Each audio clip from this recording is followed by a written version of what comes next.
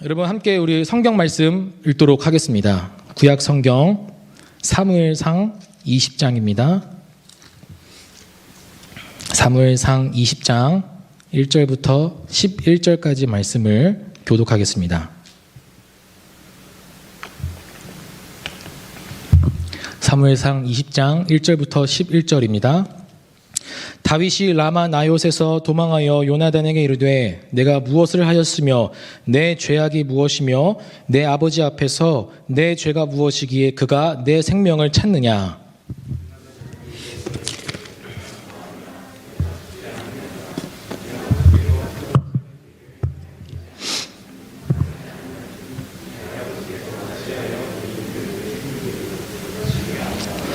다윗이 또 맹세하여 이르되 내가 내게 은혜 받은 줄을 내 아버지께서 밝히 알고 스스로 이르기를 요나단이 슬퍼할까 두려운즉 그에게 이것을 알리지 아니하리라 함이니라.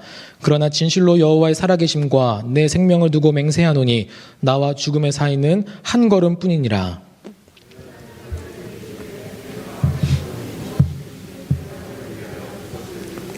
다윗이 요나단에게 이르되 내일은 초하루인즉 내가 마땅히 왕을 모시고 앉아 식사를 하여야 할 것이나 나를 보내어 셋째 날 저녁까지 들에 숨게 하고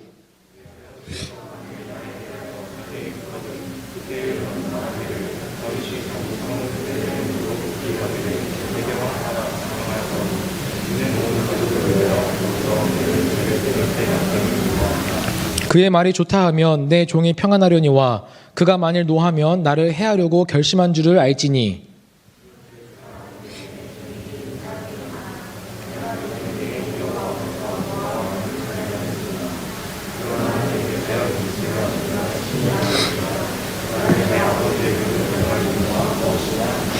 요나단이 이르되 이 일이 결코 내게 일어나지 아니하리라. 내 아버지께서 너를 해치려 확실히 결심한 줄 알면 내가 내게 와서 그것을 내게 이르지 아니하겠느냐 하니.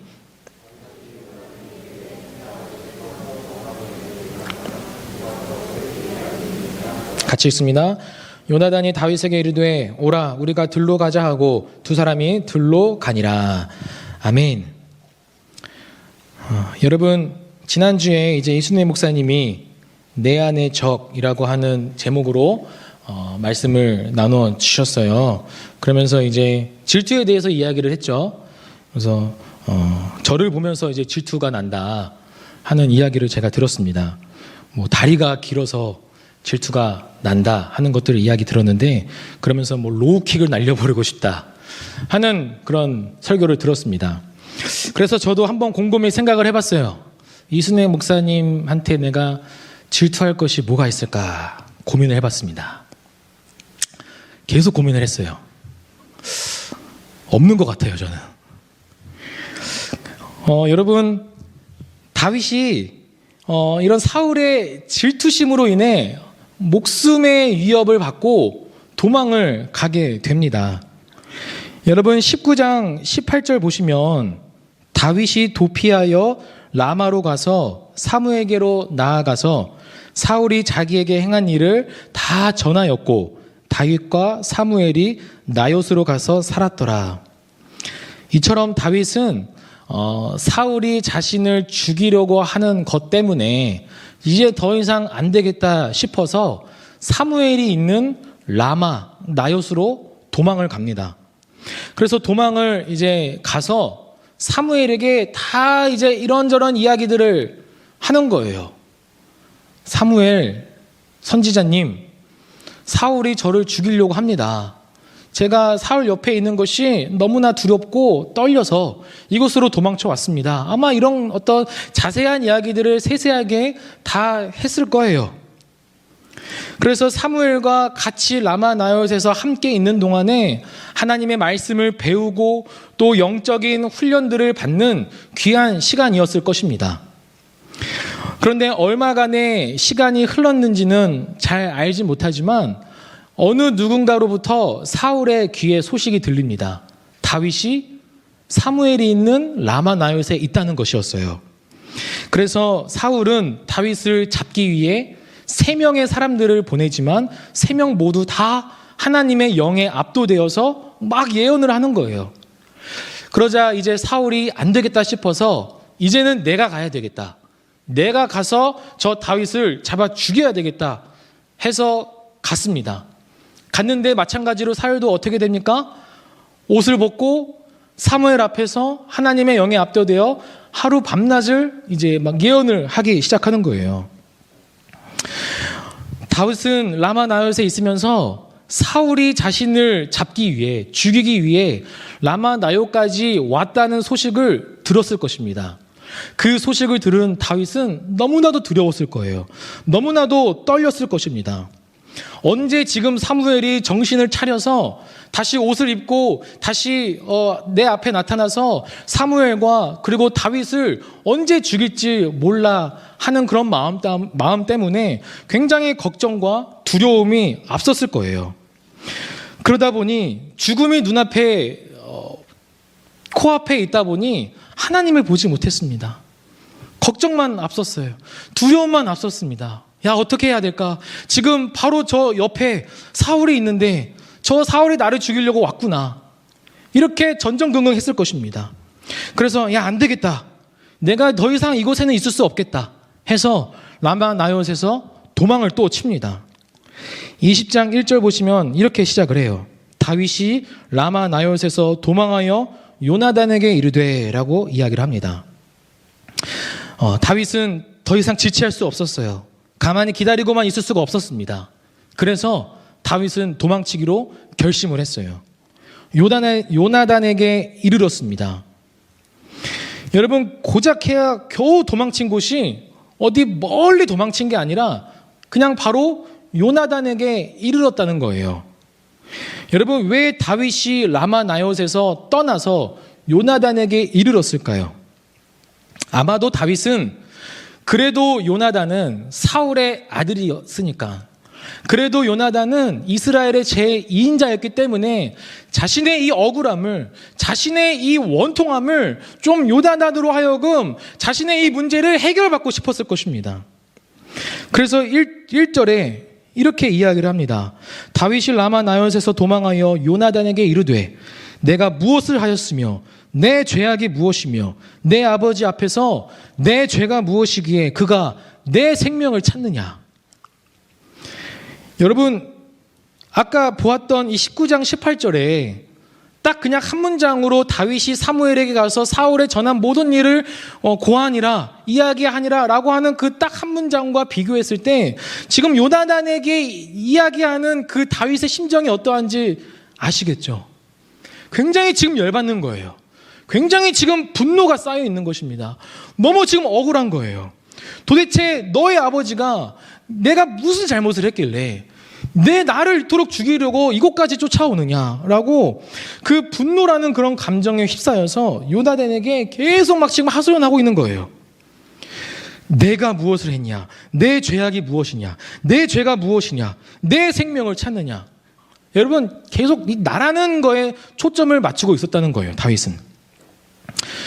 여러분, 이 다윗이 골리앗과 싸울 때와는 너무나 지금 다른 대조의 모습을 보고 있습니다.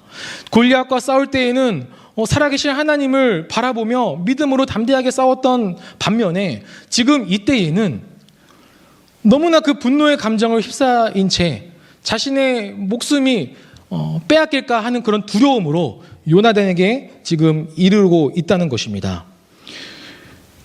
20장 3절 보시면 마지막 부분에 나와 죽음의 사이는 한 걸음뿐이니라. 지금 두려운 거예요. 다윗은 무서운 겁니다. 언제 사울이 쫓아올까, 자신을 죽일까 하는 그런 생각 때문에 너무나 두려운 것입니다. 다윗은 가만히 서서 기다리지 못했습니다. 다윗은 가만히 있지 못하고 어떻게 해서든지 라마 나엿에서부터 도망하여 요나단에게 이르러서 좀 발음이 잘 안 되네요. 요나단으로 하여금 자신의 이 억울함을 좀 해결하고자 하는 그런 마음이 있었던 거예요.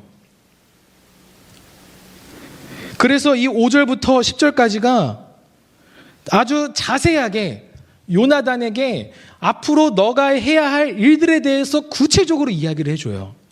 여러분, 지난번 설교 때 성령의 감동을 받은 다윗은 지혜로움으로 사울의 그런 계략들을 잘 헤쳐나갈 수 있다라고 이야기를 했는데, 지금 이것은 또한 어떤 지혜를 가지고 하나님 나라를 위한 것으로 지금 일하고 있는 것이 아니라 자신의 안위를 위해서, 자신의 목숨을 위해서 그 지혜를 가지고 지금 요나단에게 어떻게 해서든지 지금 자신의 목숨을 부지하기 위해 아주 구체적으로 지금 이야기하고 있다는 거예요.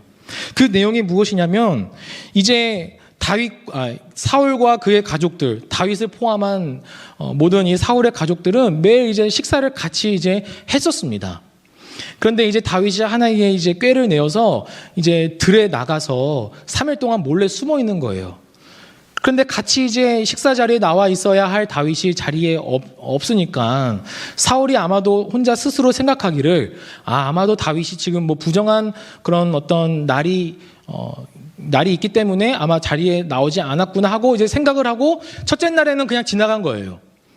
근데 둘째 날에는 이제 부정함을 이제 벗고 나와야 되는데 또 둘째 날에도 지금 안 보이는 거예요. 그러니까 사울이 이제 요나단에게 묻습니다. 다윗이 어디 있느냐? 아니, 다윗이라고도 이야기를 안 해요. 이새의 아들이라고 이야기를 합니다. 다윗조차 이름을 언급하는 거에 너무 싫었던 것 같아요. 네 이새의 아들 어디 있냐? 라고 묻자 이제 요나단이 이르기를, 베들레헴에 이제 가족이 매일 이제 매년마다 드려야 할 예배가 있습니다. 그곳에 이제 가서 예배를 드려야 된다고 이야기를 하길래 제가 보냈습니다. 라고 이야기를 했을 때 사울이 그러냐? 좋다. 라고 이야기를 하면 사울은 그래도 다윗을 죽이기로 결심한 것이 아니라는 거예요.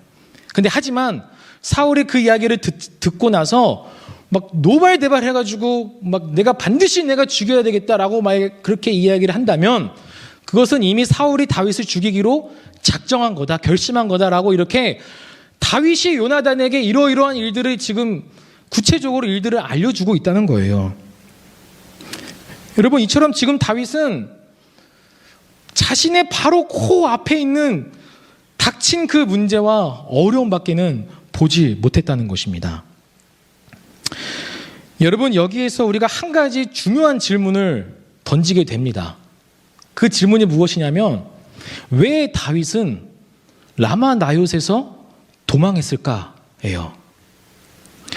여러분, 라마 나요시 어떠한 장소입니까? 라마 나요스에는 누가 살고 있었어요? 사무엘이 살고 있었습니다. 하나님의 사람, 하나님께서 사용하시는 선지자 사무엘이 살고 있었던 장소가 라마 나요시였어요. 다윗은 라마 나요스에서 살고 있었을 동안에 사무엘로부터 하나님의 말씀을 배우고 영적인 지도자로 훈련받는 그런 시간을 보냈을 것입니다. 하나님의 임재를 경험하는 그런 시간이었을 거예요. 하나님과 함께 친밀함을 누리는 그런 시간이었을 것입니다. 그런데 사울이 자신을 죽이기 위해 라마 나요스에 오니까 자신에게 닥친 그 문제와 어려움밖에는 보지 못하고 어떻게 해서든지 이 문제를 해결하기 위해, 어떻게 해서든지 이 어려움을 해결하기 위해 라마 나요스에서부터 도망쳤다는 거예요. 이 도망쳤다는 것은 하나님으로부터 도망쳤다는 것입니다. 하나님으로부터 도망쳐서 이 문제를 내가 어떻게 하면 해결할 수 있을까? 이 문제를 이 어려움을 내가 어떻게 하면 극복해낼 수 있을까? 자신의 힘으로, 자신의 노력으로 그 문제를 해결하려 했다는 것입니다. 그것이 다윗이 라마 나요스에서 도망한 그런 사실이었다는 거예요. 여러분, 사람은 문제와 어려움이 생기면 영적으로 눈이 어두워져요. 그래서 하나님을 보지 못하게 됩니다. 그래서 가만히 서서 하나님께서 행하시는 그 일하심을 보지 못해요. 하나님께서 어떻게 역사하시는지를 보지 못하게 된다는 거예요. 영적으로 눈이 가려졌기 때문에.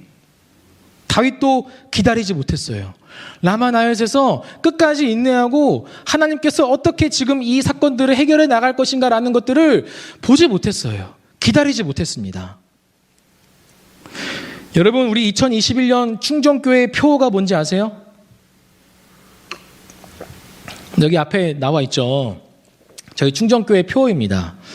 너희는 가만히 있어 주가 하나님 됨 알지어다. 여러분, 여기에서 가만히 있는다는 것이 무엇을 의미할까요? 가만히 기다린다는 이 의미가 무엇을 의미할까요? 출애굽기 14장 13절에 이렇게 말씀합니다. 모세가 백성에게 이르되 너희는 두려워하지 말고 가만히 서서 여호와께서 오늘 너희를 위하여 행하시는 구원을 보라.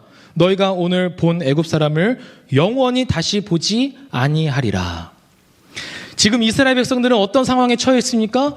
뒤에는 애굽 군대가 쳐들어오고 앞에는 지금 홍해가 가로막혀 있는 완전히 지금 사면초가의 상황에 빠져 있는 거예요.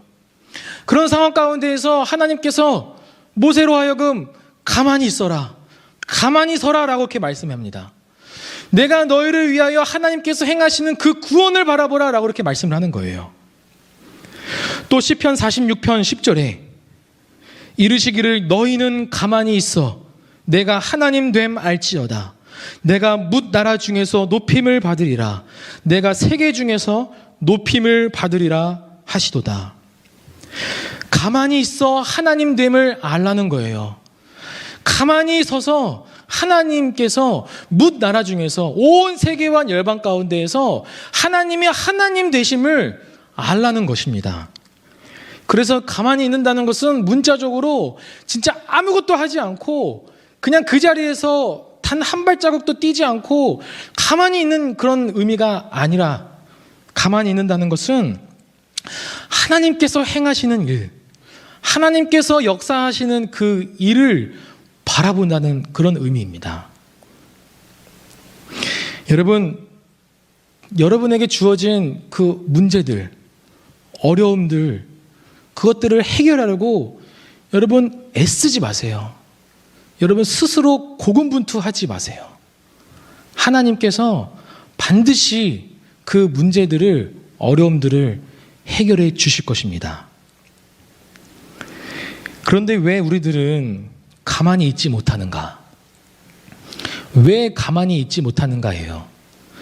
상황의 어려움이나 삶의 문제들이 터졌을 때 하나님을 바라보지 못하고 왜 가만히 있지 못하는가 하는 질문을 우리에게 던져줍니다. 왠 줄 아세요? 불안한 거예요. 가만히 있으면 이 문제들이 해결되지 않을 것 같은 그런 불안감 때문이에요. 가만히 있으면 이 어려움들이 더 커질 것만 같은 그런 걱정 때문이에요. 그래서 어떻게 해서든지 빨리 내가 스스로 뭔가 어떤 일을 해서 이 문제들을 해결하면 될 것 같은데, 그래서 가만히 있지 못하고, 그래서 하나님을 보지 못하고, 그래서 하나님의 그 역사하심을 보지 못하고 스스로 애쓰고 스스로 고군분투하며 그 문제들을 해결하려 한다는 것입니다. 여러분 혹시 여러분 중에 심리학 전공하신 분 계세요? 심리학 전공하신 분 안 계시나요? 여러분, 행동 편향이라는 그런 용어가 있습니다. 행동 편향이 무엇이냐면, 물론 심리학을 공부한 사람이라면 잘 아시겠지만, 이 행동 편향에 대해서 이스라엘의 심리학자 마이클 바엘리라고 하는 사람이 이제 축구에서 페널티킥이 주어졌을 때 골키퍼가 어떻게 움직이느냐에 대한 것들을 관찰한 거예요. 형제분들 축구 다 좋아하시죠? 페널티킥이 뭔지 다 아시죠? 이제 페널티킥이 주어지게 되면 이제 골키퍼 한 명을 두고 키커 한 명이 아주 가까운 위치에서 이제 볼을 이제 차는 거예요. 근데 이제 이 마이클 바엘리라고 하는 이 사람이 무엇을 이제 보게 되었냐면, 여러분 페널티킥에서 위치한 이 골키퍼가 몸을 날릴 수 있는 그 위치가 3분의 1씩 해서 총 3가지의 방향이 있다라고 하는 거예요. 그것이 어디냐면 왼쪽, 오른쪽, 정가운데.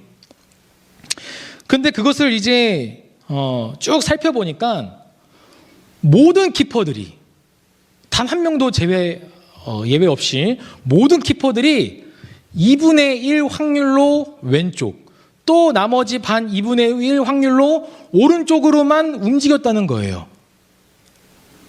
왜냐하면 그 골키퍼가 가만히 서서 공이 왼쪽으로 날아오든 오른쪽으로 날아오든 가만히 서서 골을 먹혔을 때에는 별로 그 자신이 최선을 다하지 않았던 것으로 생각이 들었다는 거예요.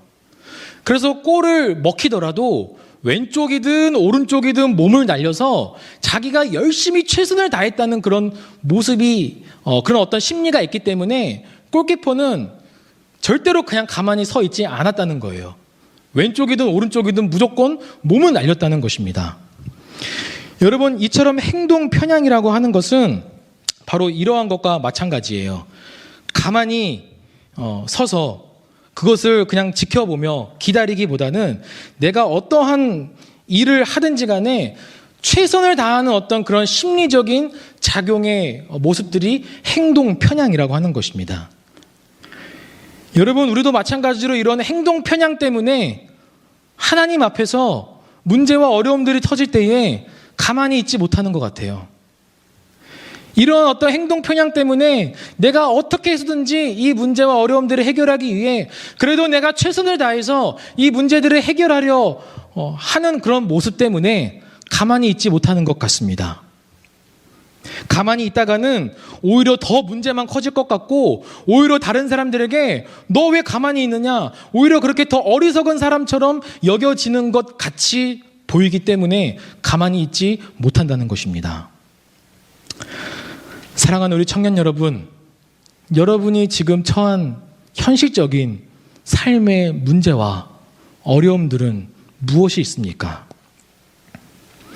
여러분, 가만히 서서 하나님께서 우리를 위하여 행하시는 그 놀라운 기적과 그 놀라운 역사하심을 여러분 깊이 경험하시기를 간절히 바랍니다. 어제 이제 이순회 목사님이랑 같이 이제 이야기를 하면서 이런 이야기를 나눴어요. 오랫동안 청년부 사역을 하면서 청년들이랑 참 많은 그런 오해들이 있었던 그런 또 일들을 이제 이야기를 했었습니다. 그런 오해들이 많이 있었던 상황 가운데에서도 이순회 목사님은 그 오해를 해명하기 위해서 한 사람 한 사람씩 만나가지고 막 그것이 오해다, 변명이다, 그렇게 이야기하지 않았다는 거예요. 그냥 오히려 그 문제를 하나님께 맡겼을 때에 하나님께서 행하셔서 그 모든 어떤 오해들이 순조롭게 잘 풀려지게 되었다는 그런 일들을 함께 또 나눈 적이 있었습니다. 여러분, 마찬가지로 여러분, 우리가 애쓰지 않아도 됩니다. 여러분, 우리가 혼자서 고군분투하지 않아도 돼요. 하나님께서 우리를 위하여 대신해서 일하실 것입니다. 여러분, 그러한 믿음으로 함께 나아가는 여러분 우리 모두가 되기를 간절히 소망합니다. 말씀을 맺겠습니다. 여러분, 제가 운동 좋아하는 거 아시죠? 그래서 요 며칠 거의 한 달 전쯤이죠. 이제 막 헬스장에 문이 열리지 않은 그런 상황 속에서 집에서 이제 운동을 하다 보니까 좀 무리를 했는지 어깨가 조금 안 좋아진 거예요. 그래서 막 뭐 심하게 다친 건 아니지만 뭐 엑스레이를 찍어도 뭐 이상이 없고 뭐 크게 뭐 아픈 건 아니지만 그래도 약간씩 조금 움직일 때마다 뭐 통증이 이제 있었어요. 그래서 관절 쪽에 약간 좀 문제가 생긴 것 같다라고 해서 당분간 이제 운동을 좀 쉬어라라고 이렇게 병원에서 이야기를 들었습니다. 그래서 막 과격하게 뛰는거나 뭐 그럴 때에도 어깨에 약간 좀 뭐 부담이 이제 있어서 그냥 편하게 걷는 것 정도는 이제 되겠더라고요. 그래서 그렇게 이제 어깨가 이제 그런 부담이 가 있는 상황에서 지난주 월요일 날 이제 이순회 목사님이랑 같이 가족끼리 호수공원으로 놀러 갔어요. 그래서 호수공원에서 또 재미있게 이제 또 아기들이랑 같이 놀았는데 사모님들은 저희들한테 아기를 맡기고 카페에 가가지고 또 아주 좋은 시간들을 또 보내었습니다. 그래서 이제 저랑 이순회 목사님이랑 같이 이제 아기들을 이제 보게 되었고, 이제 제 아기 이제 하영인데, 이제 하영이가 마침 또 막 킥보드를 타고 싶다 그래가지고 킥보드를 가지고 와서 막 킥보드를 이제 타는 거예요. 그래서 이순애 목사님 첫째 딸 이제 소연이가 아기들을 굉장히 잘 보는 거예요. 그래서 소연이가 하영이를 맡아서 같이 이제 놀아주고, 저는 이순애 목사님이랑 약간 조금 떨어진 곳에서 그냥 이야기를 이제 나누었죠. 근데 이제 막 킥보드 잘 이제 타고 있다가 잘 타고 있구나 하고 이제 보다가 그냥 이순애 목사님이랑 아기들은 신경 안 쓰고 계속 이제 이야기를 나누었습니다. 근데 뭐 몇 분 안 됐던 것 같아요. 잠깐 딴 짓을 하고 있는 동안에 또 소연이도 잠깐 조금 뭐 다른 어떤 일을 했었는지 모르겠지만 하영이가 혼자서 이제 약간 경사진 곳에 혼자 이제 내려가고 있는 거예요. 거기가 이제 그 끝이 어떻게 되었냐면 좀 이제 높은 턱에 있었어요. 그래서 그 턱 너머로는 이제 자전거 도로여서 자전거들이 막 쌩쌩 다니는 그런 이제 도로였어가지고 뭐 아직 하영이는 뭐 브레이크 잡을 줄도 모르고 막 방향 틀 줄도 모르고 그냥 타고만 있으니까 이제 약간 또 경사진 곳이었기 때문에 가속도가 붙더라고요. 그래서 저는 저 멀리서 그 광경을 보고 그냥 0.1초도 생각 안 하고 전속력으로 이번 뛰어갔어요. 잡기 위해. 그래서 정말 다행히도 그 턱에 바로 다다랐을 때에 하영이를 딱 낚아챘어요. 여러분 이거를 보면서 자녀에게 여러분 문제가 생겼을 때에 부모가 발벗고 나서는 거는 너무나 당연한 거예요. 그때에는 제가 어깨가 아팠는지도 여러분 저는 몰랐어요. 막 전속력으로 달리고 나서 그 이후에 보니까 이제 어깨가 막 좀 뻐근하고 막 이제 그랬지, 그때에는 막 내가 어깨 아픈데 전속력으로 뛸 수 있을까? 막 이런 생각도 없이 그냥 그 하영이가 이렇게 약간 내리막길을 내려가고 있는 그런 상황 속에서 그냥 저는 무조건 달린 거예요. 여러분 마찬가지로 하나님은 여러분 우리의 아빠입니다. 아버지세요. 자녀에게 닥친 그 문제와 어려움들에 대해서 하나님은 절대로 보고만 계시는 분이 아니시라는 거예요. 오히려 더 우리들보다도 더 마음 아파하시고 슬퍼하실지도 모르겠습니다. 여러분 그 문제들을 하나님께 맡기시기를 바랍니다. 여러분 그 어려움들을 하나님께 맡기세요. 그럴 때 하나님은 반드시 우리의 모든 문제와 어려움들을 해결해 주실 것입니다. 우리의 모든 눈물을, 아픔들을, 상처들을 회복시켜 주실 것입니다. 예전에 이런 글귀를 제가 본 적이 있어요. 칠흑같이 아주 깜깜한, 한 치 앞도 볼 수 없는 깜깜한 그런 어둠이어도 아주 조그마한 희미한 그 성냥빛 하나에 의해서 그 공간은 어둠이 물러가고 어둠이 걷히고 밝아진다는 거예요. 여러분 하나님은 어떤 분이십니까? 태양보다도 밝으신 찬란한 빛이신 하나님께서 우리에게 역사하셨을 때에 우리의 모든 문제와 어려움들이 거쳐지게 될 것입니다. 여러분 이러한 믿음으로 또 담대하게 살아가시는 저와 여러분이 되기를 예수님의 이름으로 축복합니다. 이 시간 우리 찬양 부르겠습니다. 주님 나를 부르시니, 함께 우리 가사를 생각하면서 찬양 부르겠습니다.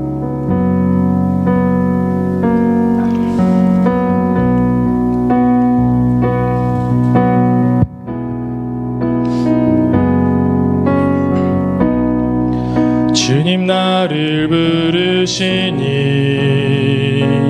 두려움 없이 배서 나가리라.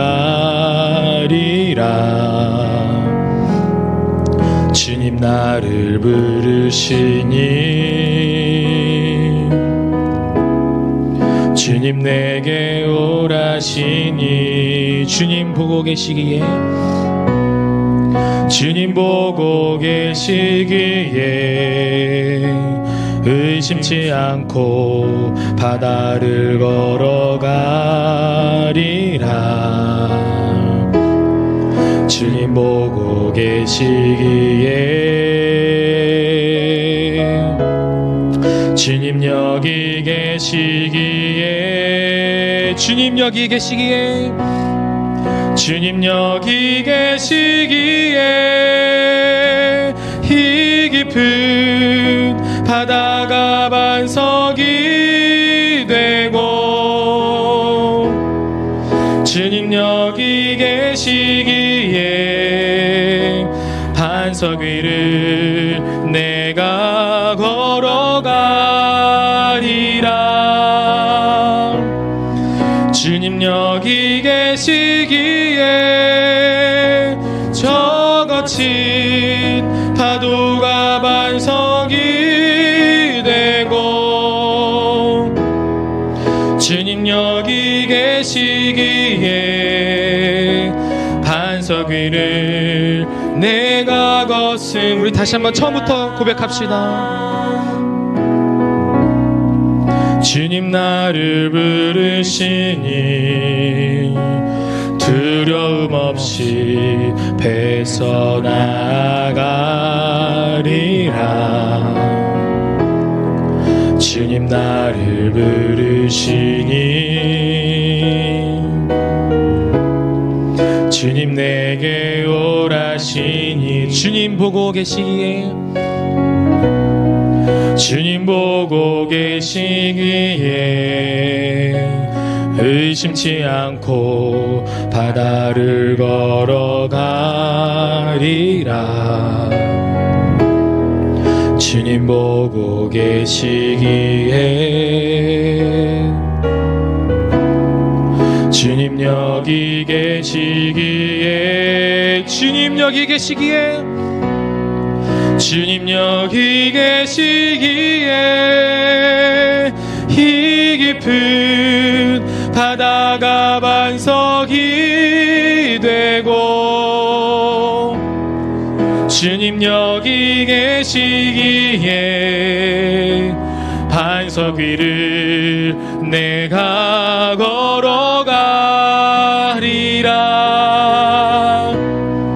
주님 여기 계시기에 저 거친 파도가 반석이 되고 주님 여기 계시기에 반석 위를 우리 다시 한 번 더 믿음으로 선포합시다. 주님 여기 계시기에 주님 여기 계시기에 이 깊은 바다가 반석이 되고 주님 여기 계시기에 반석 위를 내가 걸어가 주님 여기 계시기에 주님 여기 계시기에 저 거친 파도가 반석이 되고 주님 여기 계시기에 반석 위를 내가 걷습니다. 우리 시간 함께 통성으로 합심하여 우리가 기도하기를 원합니다. 주님, 나의 모든 문제와 어려움들에 대해서 내가 애쓰지 않게 하여 주시고 내 힘으로 그 문제를 해결하지 않게 하여 주시옵소서. 가만히 서서 하나님께서 행하시는 그 일들을 우리가 바라보기 원합니다. 주님은 우리를 구원하시기 위해 또 우리는 하나님의 또 자녀된 백성이기에 반드시 하나님께서 우리의 모든 문제와 어려움들을 해결해 주시는 분이심을 내가 믿습니다. 그러한 믿음으로 담대하게 지어 나아가겠습니다. 이러한 결단으로 함께 통성으로 다 같이 기도하도록 하겠습니다.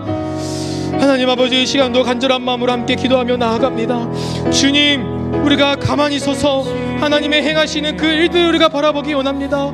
주여, 나의 문제와 어려움들이 있습니다. 아버지여, 그것을 내가 해결하기 위해 아버지 내가 애쓰지 않게 하여 주시고 고군분투하지 않게 하여 주시고, 어떻게 해서든지 인간적인 방법으로 그 문제들을 해결하려 하지 않게 하여 주시고, 아버지여 가만히 서서 하나님께서 행하시는 그 일들을 바라보며 나아가게 하여 주시고, 믿음으로 담대함을 주여 우리에게 허락하여 주시옵소서. 하나님 아버지, 우리는 연약합니다. 하나님, 가만히 서 있는 것이 너무나 어렵습니다. 가만히 서서 하나님의 행하시는 그 일들을 바라보는 것이 너무나 어렵습니다. 하나님, 그러한 어려움들을, 그러한 연약함들을 하나님께서 아시오매 주여 우리를 붙들어 주시옵소서. 주여 우리와 함께하여 주시고, 주여 아버지께서 우리와 함께하여 주시고, 아버지 하나님 우리의 아빠이시기에, 주여 하나님 우리의 아버지이시기에, 아버지여 그런 사실들을 우리가 굳게 믿을 수 있는 그런 반석 위의 믿음과 같은 믿음을 우리에게 허락하여 주시옵소서. 아버지, 그리하여 아버지 너무나 지금 힘들고 어려운 상황 가운데 처해 있는 그런 상황들이 있습니다. 아버지, 그런 상황 가운데서도 아버지 믿음으로 담대하게 가만히 있어서 하나님의 그 행하시는 그 일들을 바라보며 나아갈 수 있도록 주여 역사하여 주시옵소서. 하나님 아버지의 코로나의 상황 가운데서도 우리가 담대하게 믿음으로 우리가 바라보며 하나님 앞에 나아가는 우리 청기들 되게 해주시고, 아버지여 영적인 침체가 아버지여 있습니다. 그런 모든 침체의 어려움들 가운데에도 하나님께서 역사하여 주시고, 더욱더 우리가 하나님을 바라보며 하나님과의 친밀함을 누리는 귀한 시간 될 수 있도록 주여 역사하여 주시옵소서. 주여 아버지 감사하며 주 앞에 나갑니다. 주님, 우리가 주님을 바라봅니다. 나의 모든 문제와 어려움들을 주님께 맡깁니다. 가만히 서서 하나님께서 행하시는 그 일들을 우리가 바라봅니다. 주여 믿음으로 담대하게 살아가는 우리 모든 청년들 되게 하여 주시옵소서. 그리하여 하나님께서 우리의 모든 문제와 어려움들을 해결해 주실 것을 믿습니다. 우리의 모든 아픔과 눈물과 상처를 치유해 주실 것을 믿습니다. 그런 믿음으로 담대하게 살아가는 우리 모든 청년들 되게 하여 주시옵소서. 이제는 우리 주 예수 그리스도의 은혜와 하나님 아버지의 크신 사랑과 성령 하나님의 교통, 교제, 충만하심이 가만히 서서 하나님께서 행하시는 그 일들을 바라보며 결단함으로 나아가는 우리 모든 청년들의 머리 위에 이제로부터 영원토록 함께 있을지어다. 아멘.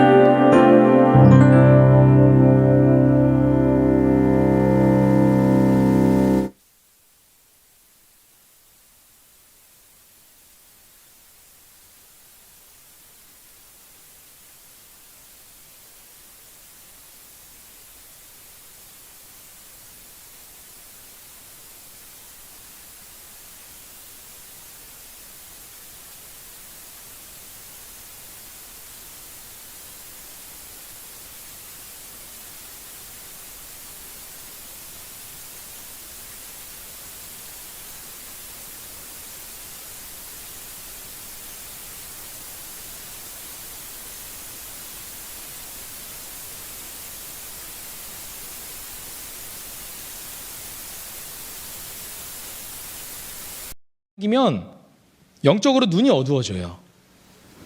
그래서 하나님을 보지 못하게 됩니다. 그래서 가만히 서서 하나님께서 행하시는 그 일하심을 보지 못해요. 하나님께서 어떻게 역사하시는지를 보지 못하게 된다는 거예요. 영적으로 눈이 가려졌기 때문에. 다윗도 기다리지 못했어요. 라마 나엿에서 끝까지 인내하고 하나님께서 어떻게 지금 이 사건들을 해결해 나갈 것인가라는 것들을 보지 못했어요. 기다리지 못했습니다. 여러분, 우리 2021년 충정교회의 표어가 뭔지 아세요? 여기 앞에 나와 있죠. 저희 충정교회 표어입니다. 너희는 가만히 있어 주가 하나님 됨 알지어다. 여러분, 여기에서 가만히 있는다는 것이 무엇을 의미할까요? 가만히 기다린다는 이 의미가 무엇을 의미할까요? 출애굽기 14장 13절에 이렇게 말씀합니다. 모세가 백성에게 이르되 너희는 두려워하지 말고 가만히 서서 여호와께서 오늘 너희를 위하여 행하시는 구원을 보라. 너희가 오늘 본 애굽 사람을 영원히 다시 보지 아니하리라. 지금 이스라엘 백성들은 어떤 상황에 처해 있습니까? 뒤에는 애굽 군대가 쳐들어오고 앞에는 지금 홍해가 가로막혀 있는 완전히 지금 사면초가의 상황에 빠져 있는 거예요. 그런 상황 가운데에서 하나님께서 모세로 하여금 가만히 있어라, 가만히 서라 라고 이렇게 말씀합니다. 내가 너희를 위하여 하나님께서 행하시는 그 구원을 바라보라 라고 이렇게 말씀을 하는 거예요. 또 시편 46편 10절에 이르시기를 너희는 가만히 있어 내가 하나님 됨 알지어다. 내가 뭇 나라 중에서 높임을 받으리라. 내가 세계 중에서 높임을 받으리라 하시도다. 가만히 있어 하나님 됨을 알라는 거예요. 가만히 서서 하나님께서 뭇 나라 중에서 온 세계와 열방 가운데에서 하나님이 하나님 되심을 알라는 것입니다. 그래서 가만히 있는다는 것은 문자적으로 진짜 아무것도 하지 않고 그냥 그 자리에서 단 한 발자국도 뛰지 않고 가만히 있는 그런 의미가 아니라, 가만히 있는다는 것은 하나님께서 행하시는 일, 하나님께서 역사하시는 그 일을 바라본다는 그런 의미입니다. 여러분, 여러분에게 주어진 그 문제들, 어려움들, 그것들을 해결하려고 여러분 애쓰지 마세요. 여러분 스스로 고군분투하지 마세요. 하나님께서 반드시 그 문제들을, 어려움들을 해결해 주실 것입니다. 그런데 왜 우리들은 가만히 있지 못하는가? 왜 가만히 있지 못하는가예요. 상황의 어려움이나 삶의 문제들이 터졌을 때 하나님을 바라보지 못하고 왜 가만히 있지 못하는가 하는 질문을 우리에게 던져줍니다. 왠 줄 아세요? 불안한 거예요. 가만히 있으면 이 문제들이 해결되지 않을 것 같은 그런 불안감 때문이에요. 가만히 있으면 이 어려움들이 더 커질 것만 같은 그런 걱정 때문이에요. 그래서 어떻게 해서든지 빨리 내가 스스로 뭔가 어떤 일을 해서 이 문제들을 해결하면 될 것 같은데, 그래서 가만히 있지 못하고, 그래서 하나님을 보지 못하고, 그래서 하나님의 그 역사하심을 보지 못하고 스스로 애쓰고 스스로 고군분투하며 그 문제들을 해결하려 한다는 것입니다. 여러분, 혹시 여러분 중에 심리학 전공하신 분 계세요? 심리학 전공하신 분 안 계시나요? 여러분, 행동 편향이라는 그런 용어가 있습니다. 행동 편향이 무엇이냐면, 물론 심리학을 공부한 사람이라면 잘 아시겠지만, 이 행동 편향에 대해서 이스라엘의 심리학자 마이클 바엘리라고 하는 사람이 이제 축구에서 페널티킥이 주어졌을 때 골키퍼가 어떻게 움직이느냐에 대한 것들을 관찰한 거예요. 형제분들 축구 다 좋아하시죠? 페널티킥이 뭔지 다 아시죠? 이제 페널티킥이 주어지게 되면 이제 골키퍼 한 명을 두고 키커 한 명이 아주 가까운 위치에서 이제 볼을 이제 차는 거예요. 근데 이제 이 마이클 바엘리라고 하는 이 사람이 무엇을 이제 보게 되었냐면, 여러분, 페널티킥에서 위치한 이 골키퍼가 몸을 날릴 수 있는 그 위치가 3분의 1씩 해서 총 3가지의 방향이 있다라고 하는 거예요. 그것이 어디냐면 왼쪽, 오른쪽, 정가운데. 근데 그것을 이제 쭉 살펴보니까 모든 키퍼들이 단 한 명도 예외 없이 모든 키퍼들이 2분의 1 확률로 왼쪽, 또 나머지 반 2분의 1 확률로 오른쪽으로만 움직였다는 거예요. 왜냐하면 그 골키퍼가 가만히 서서 공이 왼쪽으로 날아오든 오른쪽으로 날아오든 가만히 서서 골을 먹혔을 때에는 별로 그 자신이 최선을 다하지 않았던 것으로 생각이 들었다는 거예요. 그래서 골을 먹히더라도 왼쪽이든 오른쪽이든 몸을 날려서 자기가 열심히 최선을 다했다는 그런 모습이 그런 어떤 심리가 있기 때문에 골키퍼는 절대로 그냥 가만히 서 있지 않았다는 거예요. 왼쪽이든 오른쪽이든 무조건 몸을 날렸다는 것입니다. 여러분, 이처럼 행동 편향이라고 하는 것은 바로 이러한 것과 마찬가지예요. 가만히 서서 그것을 그냥 지켜보며 기다리기보다는 내가 어떠한 일을 하든지 간에 최선을 다하는 어떤 그런 심리적인 작용의 모습들이 행동 편향이라고 하는 것입니다. 여러분, 우리도 마찬가지로 이런 행동 편향 때문에 하나님 앞에서 문제와 어려움들이 터질 때에 가만히 있지 못하는 것 같아요. 이런 어떤 행동 편향 때문에 내가 어떻게 해서든지 이 문제와 어려움들을 해결하기 위해 그래도 내가 최선을 다해서 이 문제들을 해결하려 하는 그런 모습 때문에 가만히 있지 못하는 것 같습니다. 가만히 있다가는 오히려 더 문제만 커질 것 같고, 오히려 다른 사람들에게 너 왜 가만히 있느냐, 오히려 그렇게 더 어리석은 사람처럼 여겨지는 것 같이 보이기 때문에 가만히 있지 못한다는 것입니다. 사랑하는 우리 청년 여러분, 여러분이 지금 처한 현실적인 삶의 문제와 어려움들은 무엇이 있습니까? 여러분, 가만히 서서 하나님께서 우리를 위하여 행하시는 그 놀라운 기적과 그 놀라운 역사하심을 여러분 깊이 경험하시기를 간절히 바랍니다. 어제 이제 이순회 목사님이랑 같이 이제 이야기를 하면서 이런 이야기를 나눴어요. 오랫동안 청년부 사역을 하면서 청년들이랑 참 많은 그런 오해들이 있었던 그런 또 일들을 이제 이야기를 했었습니다. 그런 오해들이 많이 있었던 상황 가운데에서도 이순회 목사님은 그 오해를 해명하기 위해서 한 사람 한 사람씩 만나가지고 막 그것이 오해다, 변명이다, 그렇게 이야기하지 않았다는 거예요. 그냥 오히려 그 문제를 하나님께 맡겼을 때에 하나님께서 행하셔서 그 모든 어떤 오해들이 순조롭게 잘 풀려지게 되었다는 그런 일들을 함께 또 나눈 적이 있었습니다. 여러분, 마찬가지로 여러분, 우리가 애쓰지 않아도 됩니다. 여러분, 우리가 혼자서 고군분투하지 않아도 돼요. 하나님께서 우리를 위하여 대신해서 일하실 것입니다. 여러분, 그러한 믿음으로 함께 나아가는 여러분 우리 모두가 되기를 간절히 소망합니다. 말씀을 맺겠습니다. 여러분, 제가 운동 좋아하는 거 아시죠? 그래서 요 며칠 거의 한 달 전쯤이죠. 이제 막 헬스장에 문이 열리지 않은 그런 상황 속에서 집에서 이제 운동을 하다 보니까 좀 무리를 했는지 어깨가 조금 안 좋아진 거예요.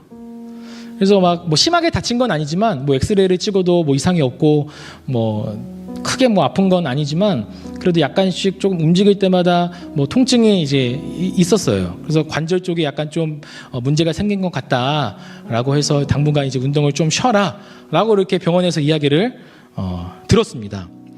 그래서 막 과격하게 뛰는거나 뭐 그럴 때에도 어깨에 약간 좀 뭐 부담이 이제 있어서 그냥 편하게 걷는 것 정도는 이제 되겠더라고요. 그래서 그렇게 이제 어깨가 이제 그런 부담이 가 있는 상황에서 지난주 월요일 날 이제 이순회 목사님이랑 같이 가족끼리 호수공원으로 놀러 갔어요.